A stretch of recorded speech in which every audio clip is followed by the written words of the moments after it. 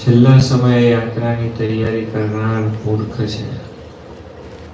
આપણે હમણાં યાત્રાએ જવાનું તો 4 મહિના પહેલા તો બુકિંગ કરાવી દઈએ છીએ, કરીએ છીએ ને.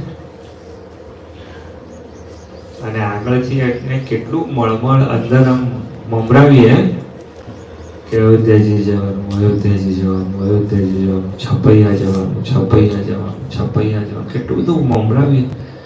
અને ત્યારે આપણને ત્યાં જઈએ તો કેવું સુખ આવે કે જાણે ધામમાં આવી ગયા હોય ને એવું થાય. આપણે પૃથ્વી પર જ છે, નવી કોઈ પૃથ્વી જોતા નથી. મને ખબર છે ભગવાને જે ચરિત્રો કર્યા એ ભૂમિ દિવ્ય છે, પણ મારે કોઈક જગ્યાએ તમને એવું કહેવું છે કે જે વખતે ઇન્દ્રિયો ક્ષીણ થઈ જાય, સાથ ન આપે, ત્યારે ભગવાનનું ભજન નહીં. આપણે નસીબદાર છે કે આપણને